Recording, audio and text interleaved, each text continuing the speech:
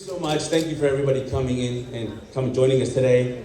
So I heard somebody important is speaking later today. But I know why you're really at CPAC. And you're here to see the two Eduardos. One Eduardo's late, and he's actually the Mexican Eduardo is late, not the Brazilian. And that's an accomplishment for Mexico to be later than Brazil. I think that is quite an accomplishment. No, in all seriousness, I think CPAC has done a tremendous amount of work in Latin America. They've gone to Brazil. I know they've had conversations with Colombia. They've had conversations with Central America. CPAC's all over the world. But I'm going to say something to my good friend Dan Schneider and Mash Lab. The first step for CPAC to saving Latin America is to put us on the main stage and to take us out of the breakout sessions.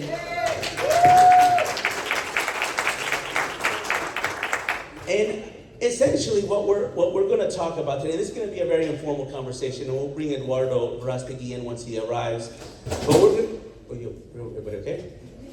We're going to give you essentially a tour de jour of Latin America for those that aren't familiar with the region. And then I want to talk to our good Congressman, Mark Green, who is one of the champions and leaders of the U.S. Congress that's paying attention not only to Latin America, but to the threats that are coming from other parts of the world that are in Latin America that we're not addressing.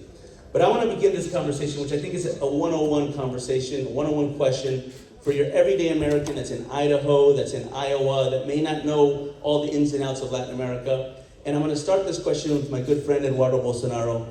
Why should the United States care about Latin America? Why should they put Latin America more important than, say, the headaches in the Middle East or Russia invading Ukraine or all the other things that we're seeing around the world? I think this issue is much more than only being isolated in the world. For example, something that you suffer here in the United States is the illegal immigration. About 5 million of Venezuelans, only to talk about Venezuelans and not about other countries, they run away from Venezuela. And it means that we are suffering, mainly in Colombia, with the biggest immigrant crisis ever in the history of Latin America. But now let's talk about Brazil. We are like 210 million people living there. If we have the same crisis of Venezuela, it means that 30 million Brazilians will be spread all over the region. So, for sure, this is something that will affect you. And I will tell you, none of the Brazilians would move abroad of your houses. We really would love to live in Brazil. But with socialism, as you can see in Venezuela, for example, Caracas became the most dangerous place to live in 2016. Forget about Syria, Kabul, Afghanistan. Most dangerous place on earth, most dangerous capital on earth is Caracas. And more than that, they are suffering with this slavery. But still like that, you have new presidents as President Boric, Ms. Carla Zambelli, my friend from Congress here. Mr. Boric, the new president of Chile, Mark Green, he has a lot of tweets saying good things about Maduro, about the Bolivarian revolution, and all of that. And in the same way, Lula da Silva in Brazil. So what we are doing here is spreading the truth about the risks that not only we are suffering down there in South America, but things that can reflect here in the US. I think this is the main issue. And that's an incredible number that you threw out, Eduardo. People don't realize this, but Venezuela is the second largest mass migration in the world. It'll surpass Syria this year. It's 6 million Venezuelans that have left that country since 2014. Only second to Syria, but that number will grow. But that number will be pale in comparison if a socialist were to take power in Brazil and do the same kind of economic disaster that we know that socialists will do. I didn't think Eduardo needed an introduction, so I forgot to introduce Eduardo. Well, the two Eduardos now, but Eduardo Bolsonaro, this is the most impressive, I think, note of Eduardo Bolsonaro, who has an impressive resume. But he's the Brazilian congressman with the most amounts of votes in the history of Brazil. Highest elected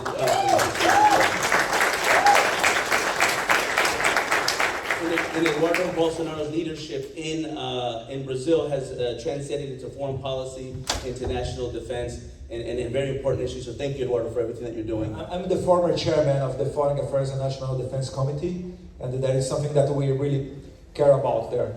Okay. And what I also want to do real quick, because this is a real all-star lineup of people that we're going to be able to talk to. There is one person that really should be on this panel, And I want to give a good greeting to her because she is a good friend of most of the folks here on the panel, and she is a senator from Colombia, Senator Maria Fernanda Cabal, who is going to be running for re-election on March 13th and is the new leader of the conservative movement in Colombia. Everyone give me a round of applause for Senator Maria Fernanda Cabal.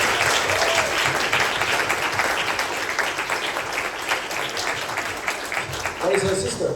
Yes, and her sister's in the audience. For those, there you go. Now, I want to pivot over to Spain, because Latin America has a rich culture and a rich history that includes Spain. It's the bridge of our transatlantic relationship from the New World to Europe. And Hermann Tertsch, who's a parliamentarian for the European Parliament, he's a member of the most prominent conservative political party in Spain, which is the Vox political party, which is new, but has essentially grown tremendously and thankfully, because Spain was going in the wrong direction. Hermann, talk to us about the threats that exist on the other side of the world, where everyone in the news is talking about Russia's invasion of Ukraine. We all know about China's encroachment throughout the entire world with the pandemic, the disinformation, and obviously there's always Iran. Hermann, tell us about how these threats that your European counterparts in the Parliament are constantly thinking about, and how those threats are impacting us inside the Western Hemisphere. Well, hello to everybody.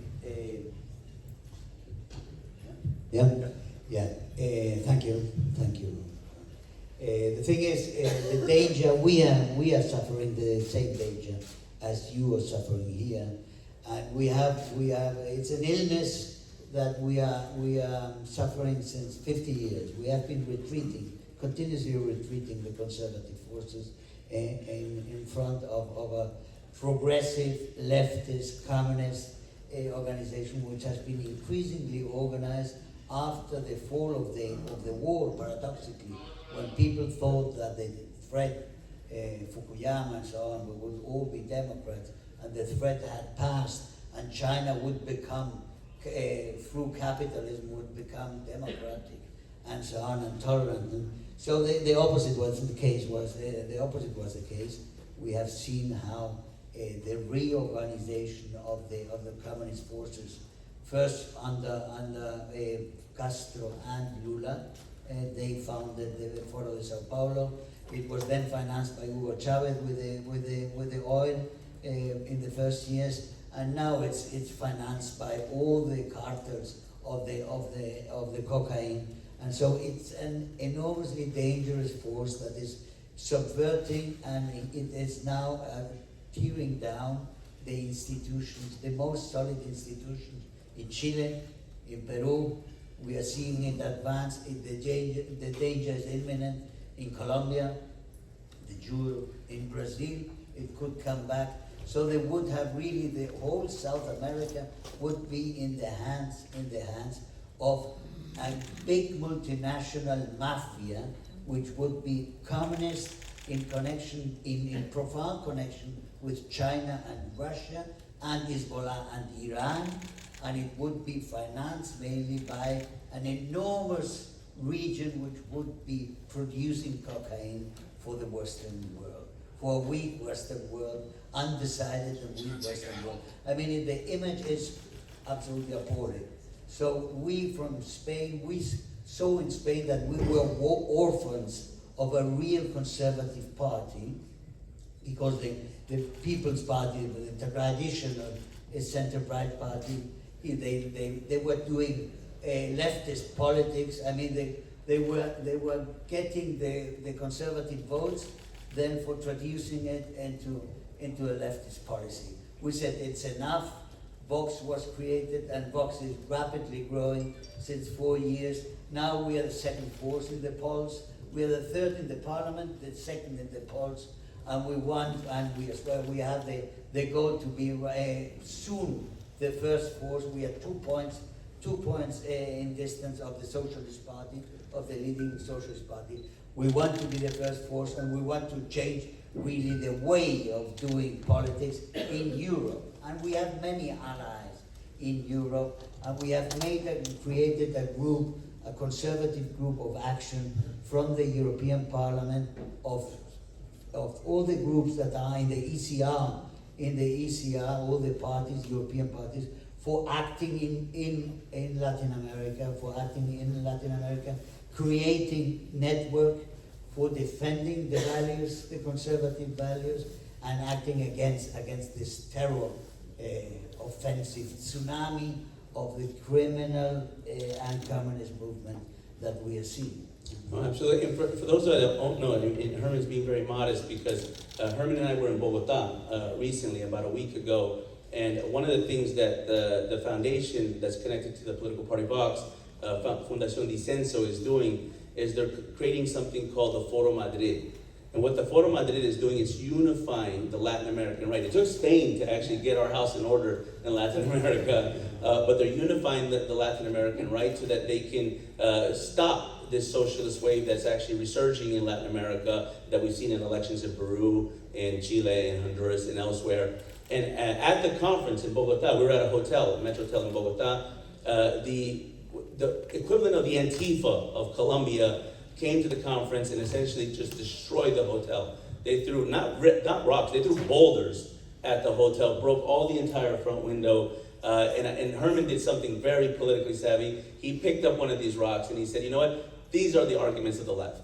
This is the arguments of the left. This is all they got. They got violence, they got disorder, because they can't engage in intellectual ideas. And Herman, thank you for everything you guys are doing in Vox, in Foro Madrid, in La Carta Madrid, to help unify Latin America. With that, I'm going to turn back to that.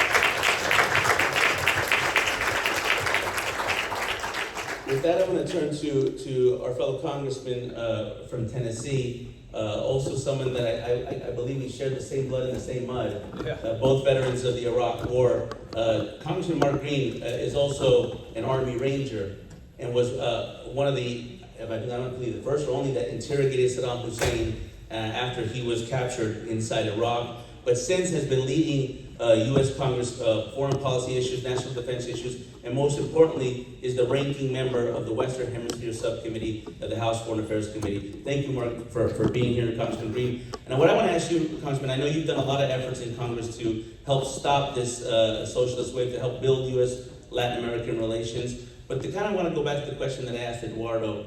In Congress, why isn't Latin America get more attention? Why isn't it a bigger priority with everything that we've seen in the border and drugs? Why isn't it a bigger priority within your fellow congressmen on the House of Representatives and even in the Senate?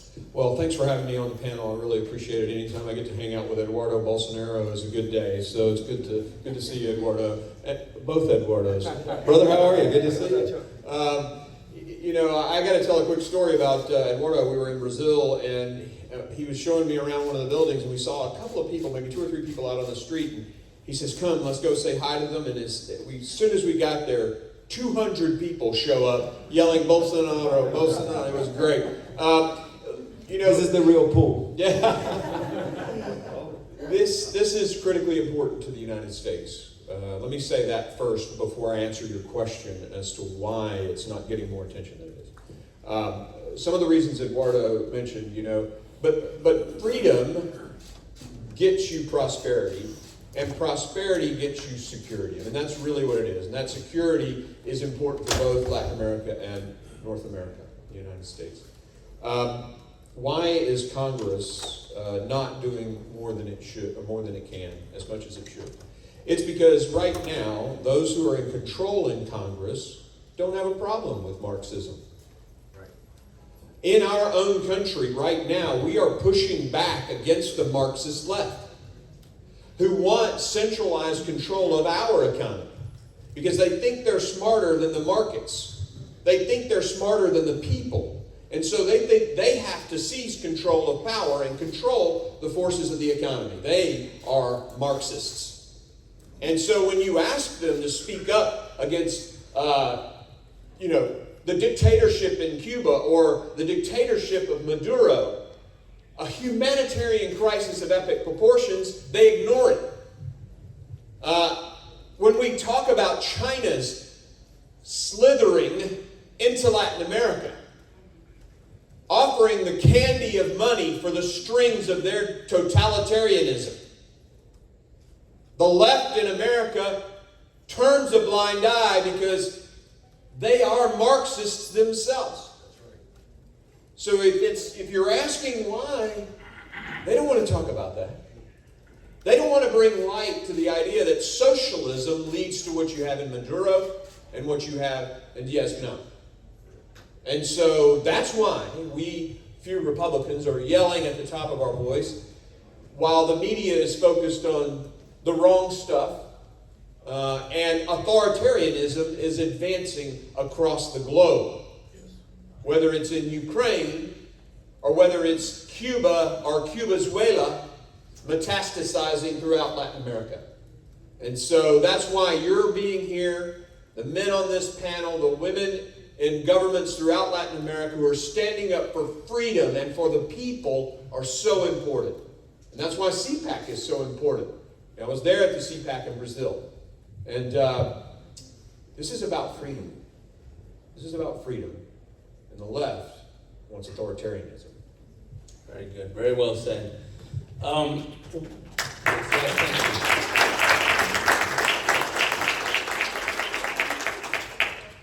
So, in Latin America, one of the things that I think China doesn't understand, for sure Iran doesn't understand, and Russia struggles with, is the fact that we have a comparative advantage in the United States. We are connected to Latin America in more ways than just trade agreements or security cooperation. We're connected through culture. We're connected through identity.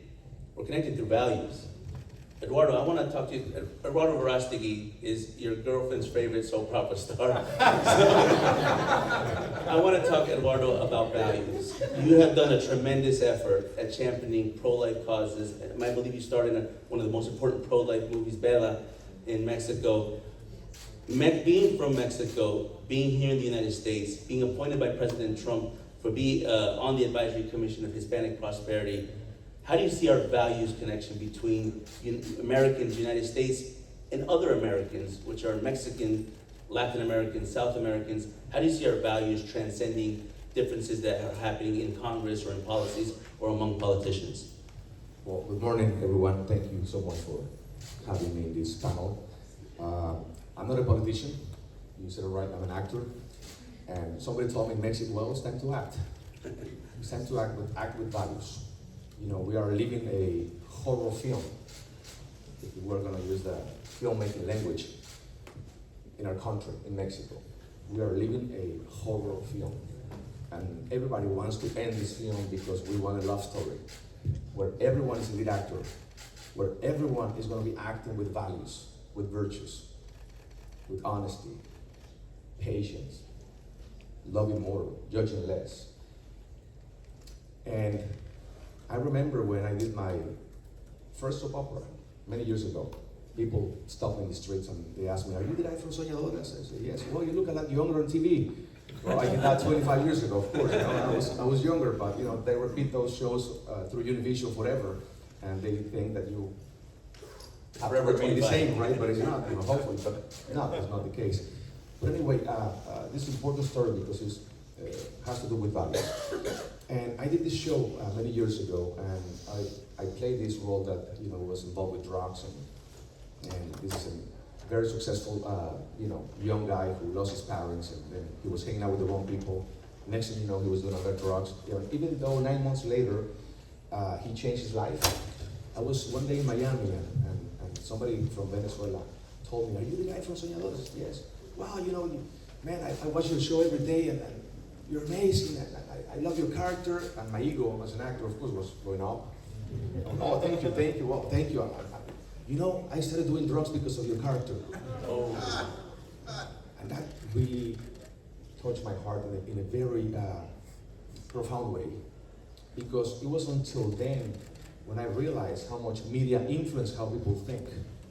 The average percentage in America of parents having meaningful conversation with their children every day, the time, it's from 3 to 6 minutes a day. But in front of the media, more than 9 hours a day. So we know who is educating our young people. It's not parents. You guys are the exception of the rule. But it's not parents, not churches, not schools. It's the media. Now, there's nothing wrong with the media. The media is just a powerful tool. You know, it's how you use it what makes the difference. You know, if you use it, you know, in a positive way, you can change the world. Art has the power to change the world for the better, or has the power to poison the minds of the youth. And that's what is happening right now. I'm from Mexico. I was traveling my country 2 years ago with the movie Unplanned, sending a powerful message, a pro-life message. That pro-life doesn't mean only to take care and to protect the unborn. That's the priority. But we don't stop there. Pro-life means to be taking care of those children who are living in the streets. Pro-life means to take care of those young teenagers who are suffering from drug addiction. We need to be there. Pro-life means to be helping those who were false accused and they're in prison and they don't know how to come out because, you know, they don't know and they don't have the means. Pro-life means to be with those mothers who were abandoned by their husbands. Pro-life means to be in front of those who are sick and they're in hospital and they don't have the means to take care of themselves. So when we started doing this, sending this message all over Mexico, I learned a lot of things. First of all, I learned good news and bad news. The good news is we are the majority. The majority of Mexicans stand for values. People of faith who wants freedom.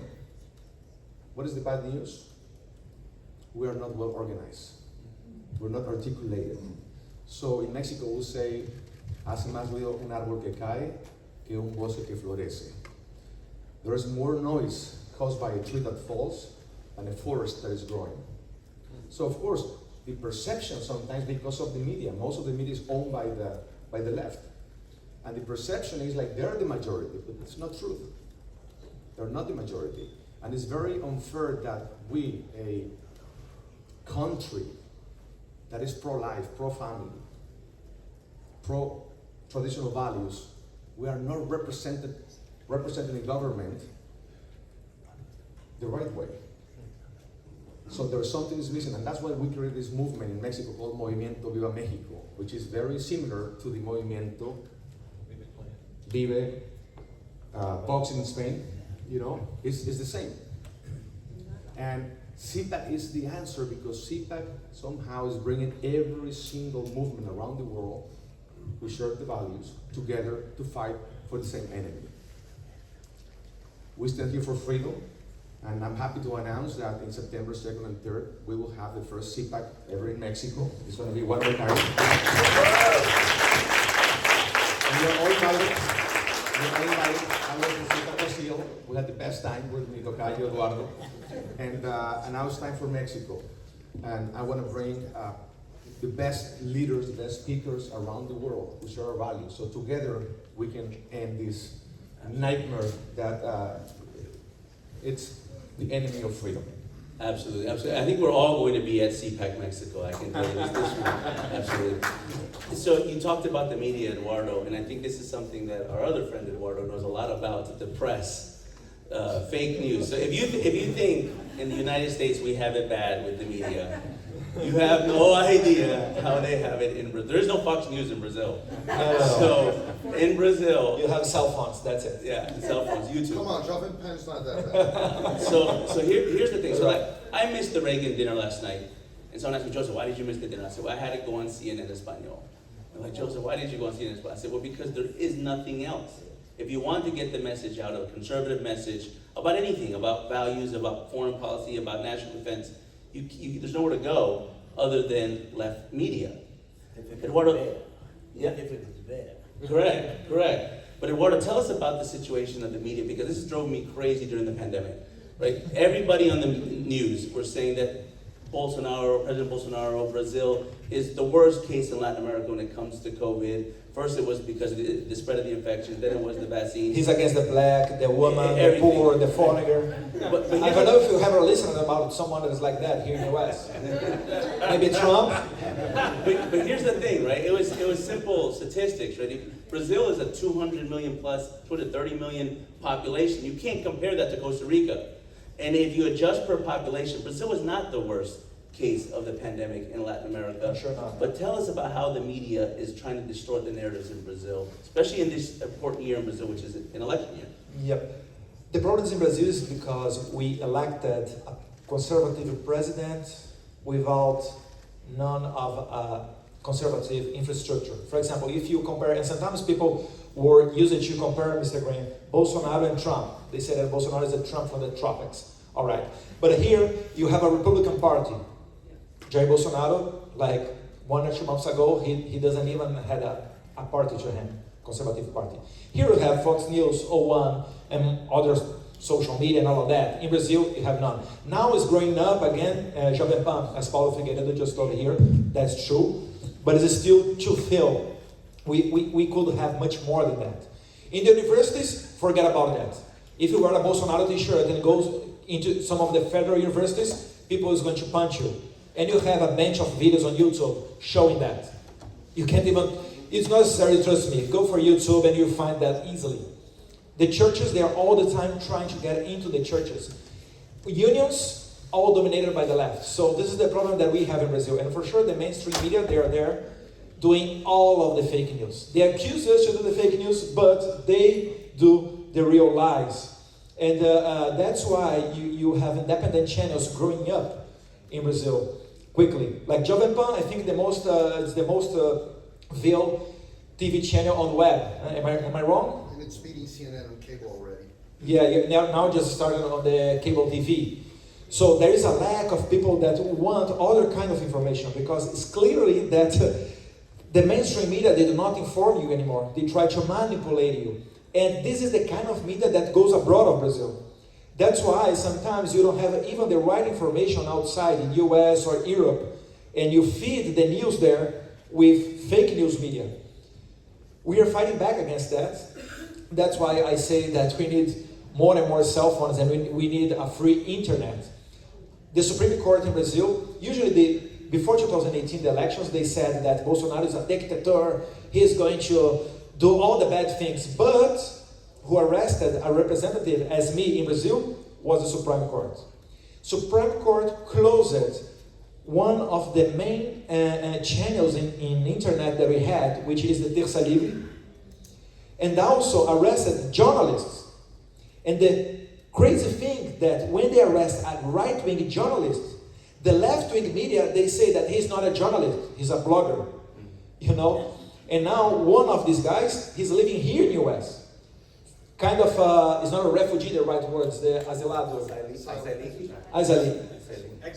He's almost in this situation, because the Supreme Court, one of the judges is trying to arrest him because he was speaking bad words and criticizing the Supreme Court. This is the kind of people that say that Bolsonaro is a dictator. Yeah. Can you imagine that? You close, and also they arrested a leader of a party, Roberto Jefferson. Arrested a representative, Daniel Silveira. Sent to the jail a journalist, Osvaldo Eustáquio, and trying to arrest Alan dos Santos. So all of this that I'm talking, very probably here in the US, you don't know about that. When I came here in my first CPAC and I had the chance to talk in the main stage, I talked about the stab that my father suffered in the 2018 campaign. And it was a stab that was done by a left-wing former member from the Socialist and Liberty Party. And I'm sure that the biggest part of the America, they do not know about that.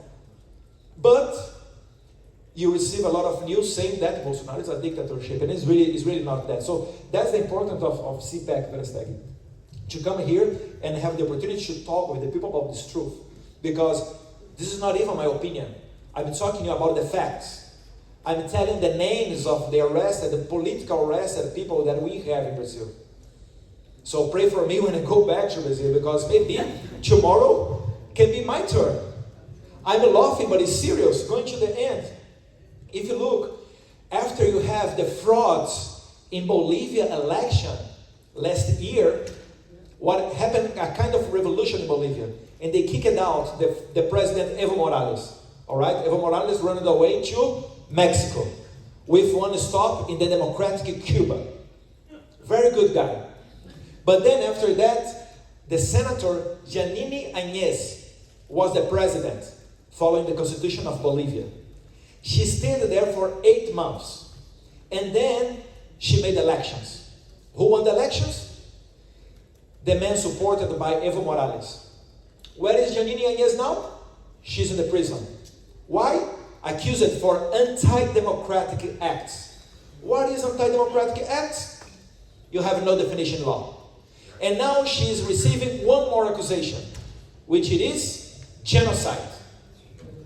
Anti-democratic acts and genocide is the same narrative that they accuse Jair Bolsonaro. So imagine what will be the future of President Bolsonaro and his family and all of our supporters. Here's Carlos Zambelli, the congressman, my friend in the Congress, that will not let him lie. What is our future? So maybe here we are doing a brief of liberty. That's, I think, is the main paper of CPAC. No, absolutely.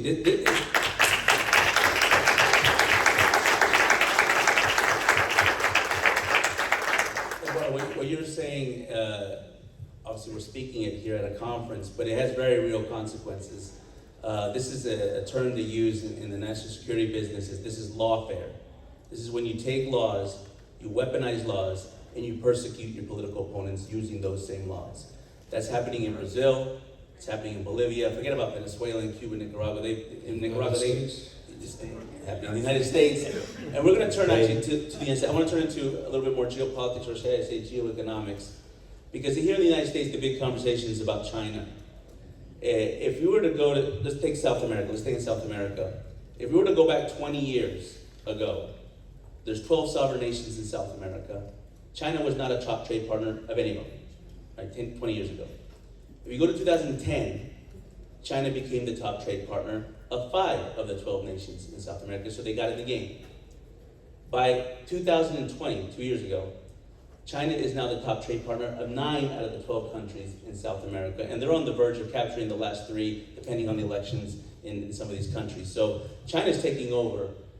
How are we going to solve this problem of China's predatory economic strategies globally, specifically in Latin America? I know, Congressman, you have a specific legislative proposal to deal with this issue, but to deal with it in a way that not just makes it beneficial in terms of trade and geopolitics, but actually benefits the American consumer. Can you talk to us a little bit about this? Yeah, absolutely. You know, one of the big problems with China's rapid growth is they needed commodities. And they came to Latin America to extract those commodities, and the demand for those commodities in each Latin American country created a demand for the currency. And as the currencies rose, the price of their own goods became more expensive relative to the price of manufacturing in China. So just what happened in the United States happened in Latin America. So Latin Americans began to buy a lot more Chinese goods, and manufacturing in Latin America decreased. So that's problem number 1. Problem number 2 that COVID really showed America is that we are completely and overly dependent on China for our manufacturing of some very important things like pharmacologic precursors. So the challenges, those 2 problems, have created a lot of pressure at our southern border. Decreased manufacturing in Latin America has decreased prosperity, and people have come north looking for opportunity. And so we have 3 issues. And how do we fix them in a way that is a conservative solution, not just throwing more taxpayer dollars to the problem? Well, the Development Finance Corporation exists to use private investment dollars to stimulate growth in countries that qualify. So I created a bill that uses development finance money from private investors and buys the rate of the loan down using tariff money from China. So we'll take that money, the investor gets made really whole by their investment return, and the borrowing company who is manufacturing in China gets a super low interest rate to move to Latin America. They move their company to Latin America. They can also borrow for helping the employees understand and employee development and all of that stuff, move their plant, establish their plant, create the economic opportunity in that Latin American country, and it will decouple us from China. It will help the economies of our partners and friends. And by the way, there are tens of millions of Latinos and Latinas in America. So you talked about the connection of culture. It's DNA as much as it is values and the other things. But So we'll decouple from China, we'll create opportunity in Latin America, and of course we'll relieve the migration issue pressure on our southern border. And that bill will be dropped in March. And what's really interesting about it is the Democrats like it too. Espiat came to me and said, "Can I take over the bill?" You know, he's like, "It's not going to pass. You're a Republican." You know, I like that. yeah, okay. Well, thanks, buddy. That's how it works, right? Now, I figured that out on day one. But you know, the Democrats like the bill, the Republicans like the bill because it's not using taxpayer dollars. So I think this has a chance. I think you have more than a chance.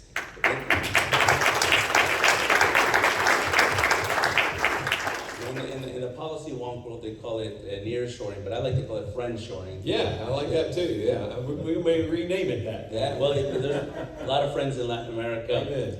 So let me go to Hermann, because, you know, I don't think we could have this panel and not talk about what's happening in Ukraine, not talk about Russia. And many people think that that's something that's very far off in another foreign land and maybe has very little to do with what's going on in Latin America or in the Western Hemisphere. I know you know, Hermann, that that's not true. You know, you have probably one of the biggest global perspectives that I've ever heard following your work, following your commentary.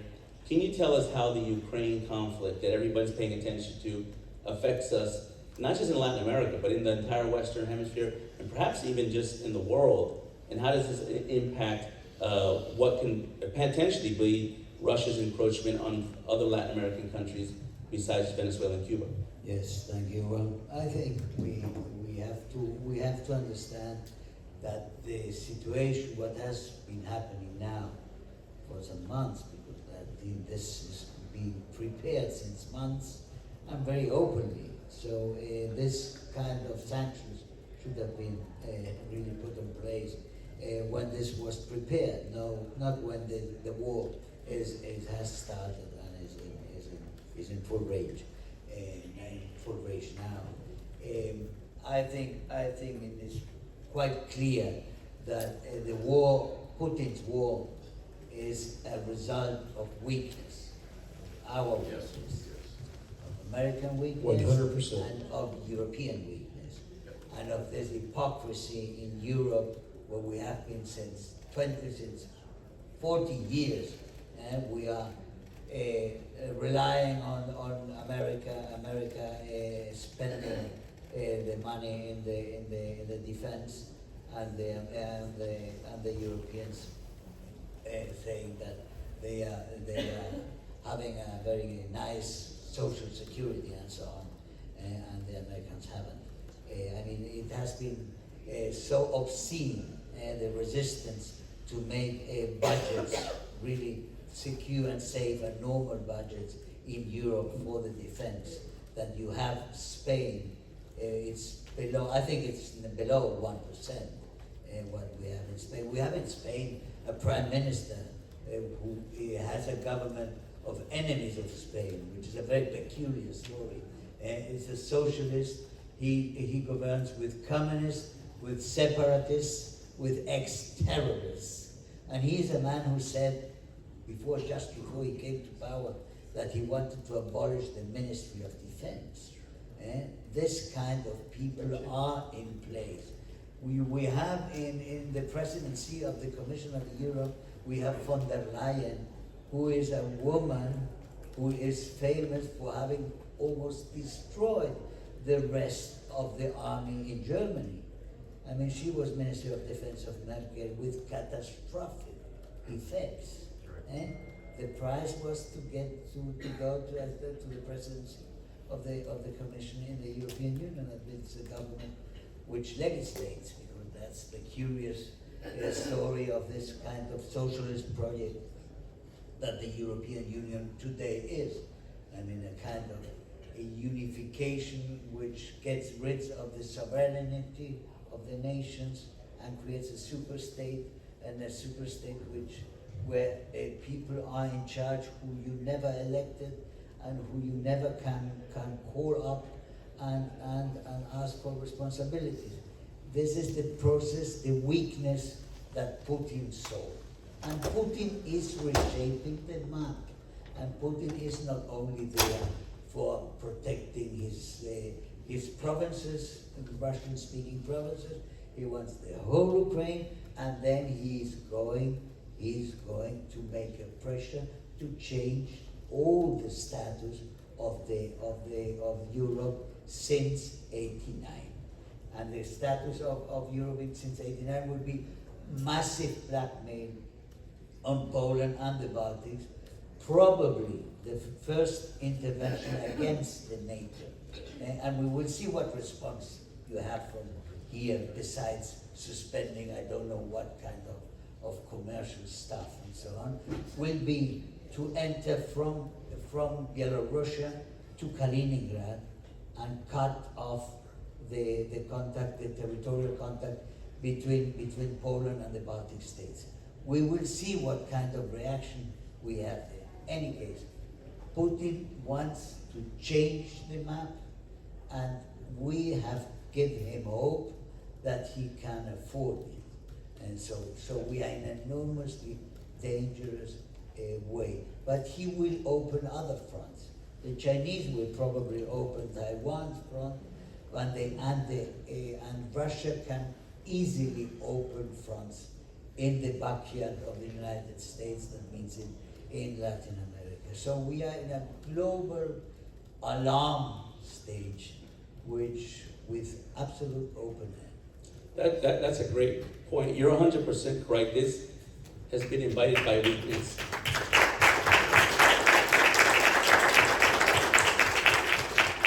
Weakness invites aggression. Aggression provokes conflict, and conflict often leads to catastrophe. A quick little story before I get to the next question. You know, we were in Colombia. I was on the Colombia-Venezuela border, and what people don't realize is that's the worst border in the Western Hemisphere. As bad as our border is here between Mexico, the Colombia-Venezuela border went from a humanitarian crisis because of the Venezuelan migration to illicit narcotics crisis with all the drugs flowing out from Colombia, Venezuela through narco-terrorist groups, to a straight-out armed conflict where you have mortars, kidnappings, murders, assassinations on a daily basis. They'll kidnap a Colombian police official and in 5 minutes take him across the river, kill him inside Venezuela, and then dump his body inside Colombia. I saw this firsthand. You could watch actually a video on our YouTube channel of Secure Free Society called Border Wars. I highly recommend that you watch that because this is the way all the borders are going to get if these authoritarians continue to take control. Let me have one last question kind of for the entire panel. We'll start with Eduardo, but essentially I think this is the message of CPAC, and this as I interpret it, and I think it's the message of everybody here on the panel. There is not a radical leftist government that has come to power anywhere in the Western Hemisphere, that includes in the United States, without first dividing the right. That is the method. You have to separate the right. You have to put conservatives against conservatives, conservatives against libertarians. They divide and conquer. It's the classic strategy. But I think we know that. And I think what CPAC is doing is unifying people. It's unifying people of different political persuasions. We may not all agree 100% on every single issue, but we have things that we commonly agree on, and we have the same enemies to some degree.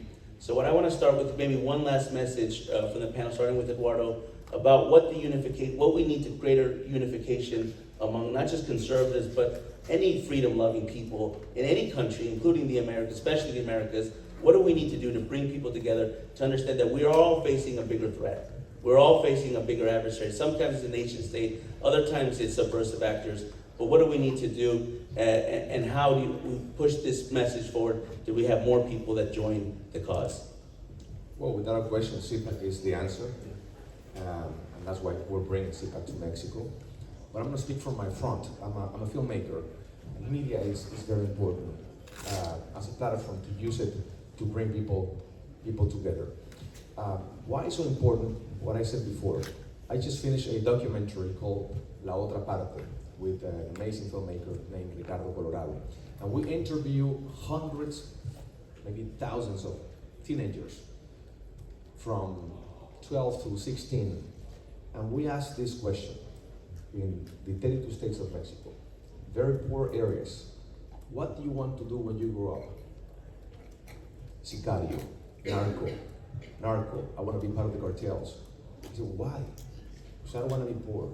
Because I want to buy a big house to my mother. Because I want to buy a truck. Because I want to have beautiful women. I want to have my gun.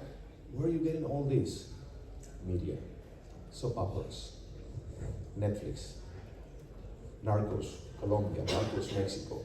they imitate. They have this tendency to imitate what they see. If they spend 9 hours a day watching all this garbage, of course, art has this power to somehow educate, not just young people, even adults. But the young people especially have this tendency, this inclination to imitate what they see. And so how can we bring people together? Well, we do occupy many spaces in media, in politics, in everywhere, in sports. The most important decisions that are made in a country are made by politicians. I started by saying I'm not a politician. Doesn't mean that I'm not involved in politics. We should all be involved in politics. Why? Because those decisions affect our lives. It changes the destiny of a country, for good or for bad. One thing that can bring us together as well is, for example, fighting for freedom. Freedom has many layers. What is the number one problem right now that we have in the world? It's not drugs. Yes, it's a big problem. But one thing that is surpassing the drug business, it's human trafficking, child trafficking. Sadly, I'm not sure of this, but yes, it's a global problem, especially US and Mexico. US is the number one consumer of child sex in the world. Mexico, sadly, the number one provider. What are we going to do to end this horrible crime? Not only securing the borders, because remember back in the days when poor parents are separating from their children, most of them were traffickers. Right now, how long have we been here? 1 hour? Almost an hour? 6 children disappear in Mexico in this hour. 6. Are going to be destined to child pornography, child trafficking for sexual exploitation, and organs trafficking. And it's growing and growing and growing because of child pornography. It's creating an addiction in people. So this is one thing that when I tell people about, let's come together to end child trafficking, even those who are in the other side, because they have children, they say, in this fight, Eduardo, grab my hand. So this is an opportunity to fight for something that is, in my opinion, the worst crime on earth.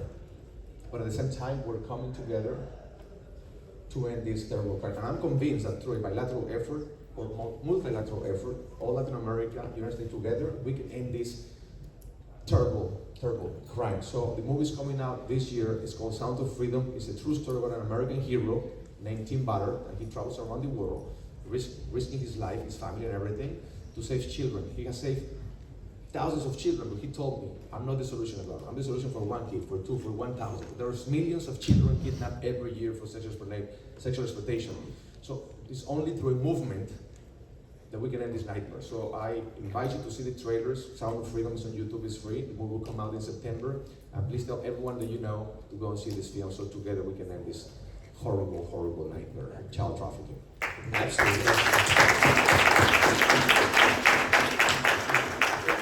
Eduardo might not be a politician, but you have a vision. You're certainly a leader, and thank you for leading Mexico in a direction that's getting away from some of the failed policies of the past. Thank you. Eduardo, what do we need to do? I know Brazil has a lot of challenges. We have an important election. Probably the most important election in the Western Hemisphere is in Brazil in October. What do we need to do to bring everybody together to understand that the bigger threat here is a twice convicted felon could return to power and probably would destroy that country in ways that we don't even imagine? My friend Eduardo told here about the perspective from an actor view, and you are right. There is a research, I don't know the name in English, a series from Netflix, help me Paulo, Gambito da Rainha. It's a chess game. Queen's Gambit, I guess. Queen's Gambit. Yeah. After that, the search on Google about how to play chess is double-sided. Like the amount of sellings from Amazon to the chess game, it's like more than 100% more after this. And it shows a lot about the power of the media, of a Netflix, of a program about that. If they are doing that with your mind, we can do the same to show what kind of society that we have, that we want. And from the political perspective, the first thing that I say is, usually, at least in Brazil, you have a lot of conservative candidates, and they think that you have a limited amount of votes. So, if I start to criticize my conservative friend candidate, maybe I can have their votes to me. This is very wrong. For example, I got almost 2 million votes in São Paulo state, and no one would think that someone would receive that amount of votes, because the last record, it was a representative that received 1.5 million. So we have to increase the number of the voters, not stealing the votes of other conservative candidates, but getting the votes from the left-wing candidates, because they are the real threat. If we agree in 70 or maybe 80% of the issues, we don't have to attack each other because all the rest of the 20% of the issues. We have to tell the truth about the real threat, and the real threat is on the left. You said it very well, Lula da Silva, the former president, there is a fake news that the members of the Liberal Party, they tell all around the world, saying that Lula got absolved. That's a lie. He was convicted, he's guilty in 2 trials. And he only can be candidate because in the Supreme Court, where you have 11 justices, 8 were appointed by the Labour Party when Lula was president, or Dilma Rousseff. So it was a juridic trick that they made to get back again from the zero all of the trials. It's not that he's absolved, he's still guilty, but the process is starting again from the zero. And we do not have time enough to have a condemnation until October, when we will have the elections in Brazil. So let me make it clear about that. And he has a bunch of other trials coming up. But the good news is, if we defeat Lula now in this election, it will take at least 10 years for the left to build other Lula da Silva. It will be 10 or 15 years of prosperity in Brazil. I can tell you. Because next year, the next president of Brazil, he will appoint 2 more justices for the Supreme Court. And then the things start to change. President Bolsonaro already appointed 2. And if he gets reelected, he will appoint 2 more. So with 4 in the Supreme Court, things will start to change. And we will have force enough to block some justices that want to arrest journalists because they do not like what they are writing or saying. Maybe we will have force enough to stop a justice if he wants to arrest a representative as me or as Carla Zambelli because what we are saying. Can you imagine that? You are arresting someone, a congressman, because you do not like the criticism that he's doing about the court where you work. Why did you not change the court and be happy like going to restaurants, going to the middle of the crowd? No, they want to arrest, they want to use, to control because they are progressists. They say openly, some of them, that they are progressists. So they want to control the society. And they want to bring to the society the perfect society that they have in mind. So they have to control everything. And we have to show them that they are wrong. Very good. Well, we're going to all support President Bolsonaro's re-election to be the president once again in Brazil.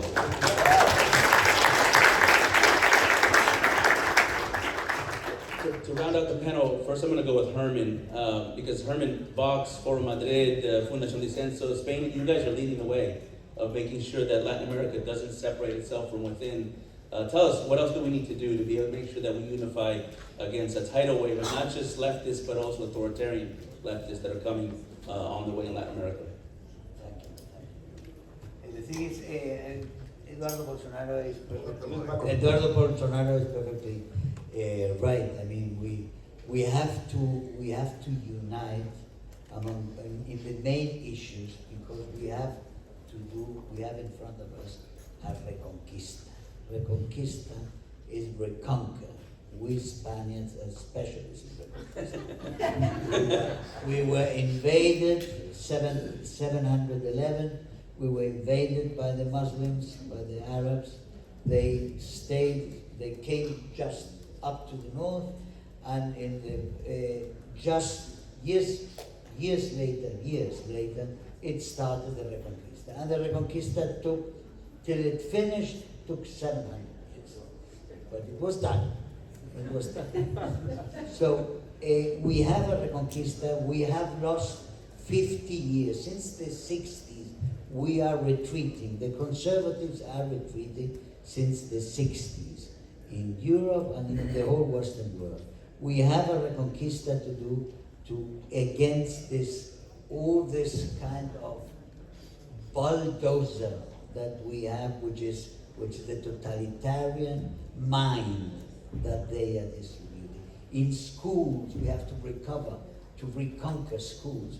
We have to reconquer the public space. We have to reconquer the cinema. We have to reconquer culture. We have to reconquer the universities, which are, or to reconquer or to close, some of them.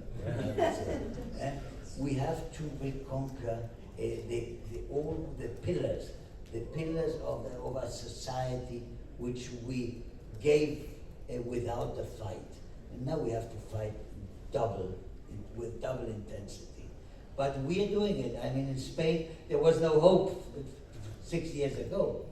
And now there is not only a hope, there's enormous a movement with Vox that we are changing, that we don't have to have a resignation, to have this kind of to resign, to accept that there is a system where two parties which almost want the same and deliver the same, play one day one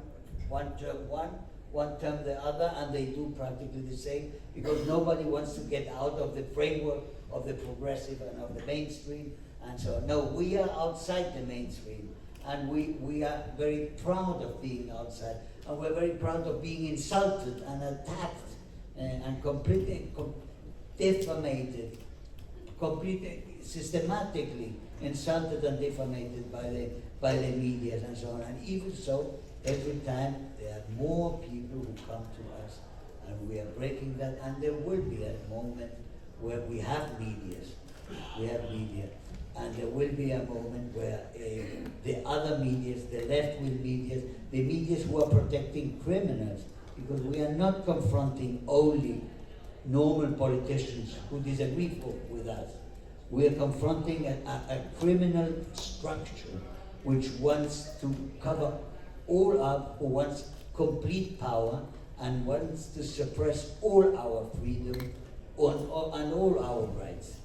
This we have to take it in mind, to have it always in mind. It's not a common rival, it's an enemy, it's an enemy, it's an existential enemy what we are fighting. Thank you. Absolutely. Thank you. Well, to wrap this up, we have other elections that are also important, and not just in Latin America, but right here in the United States. We have a midterm election, and as we've learned with the last presidential election in the United States, elections do indeed have consequences. What will a Republican majority, a Republican-led Senate, a Republican-led House of Representatives do, Congressman Green, to build Latin America back as one of our top priorities for foreign policy? Well, let me first say that, sort of, if I could answer a little bit of your last question. If we want to advance freedom throughout the world, whether it's in Latin America or at home, Republicans must take control of the House in 2022. There is no other target that is any closer or more important. It has to happen. And then we have to take the White House in 2024, period. Okay.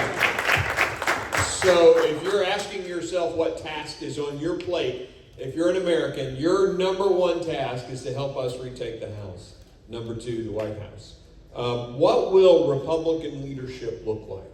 We already have 7 task forces that have been formed to write the legislation, the freedom legislation, the free market legislation, the free enterprise legislation, the strong U.S. military legislation, because as you said, and as members of NATO said when I visited NATO en route to Kyiv just a few weeks ago, we are here where we are in Ukraine today because of weakness in August.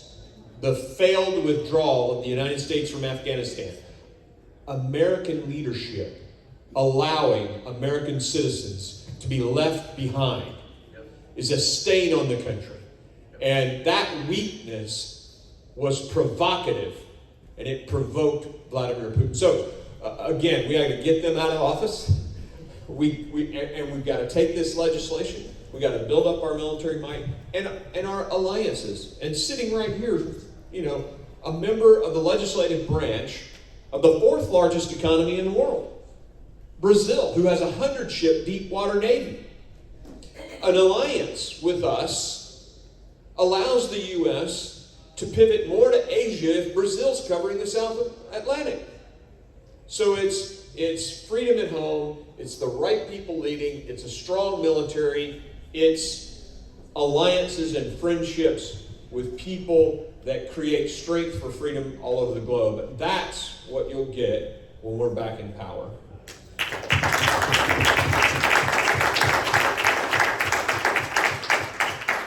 Thank you, Congressman, and I'm very optimistic. I think that, you know, this is one of the things that the left has done in Latin America is they've taken advantage of a complacency that people just didn't realize that this was happening right before our eyes. They didn't realize that Maduro was going to be worse than Hugo Chavez, an extension of Cuba. They didn't realize that Evo Morales in Bolivia was going to return. Again, Daniel Ortega was going to essentially prosecute and jail his entire political opposition. We're seeing this happening, but the reason I'm confident that CPAC will save Latin America, the reason I'm confident that CPAC will save Latin America is because of all of you. I'm confident because of all of you. There's a new generation of leadership that's emerging in Latin America. It begins with Eduardo Bolsonaro in Brazil, begins with Eduardo's and his civil society movements in Mexico, Hermann Tertsch leading the way in Spain, and Congressman Mark Green being one of our leaders inside the U.S. Congress to make sure Latin America does not become the lost region of foreign policy, and especially because of all of you for joining us today. And like I said, next year, we'll be on the main stage, and we'll be talking about Latin America as #1 region of U.S. foreign policy. Thank you, everybody. See you soon. Thank you all.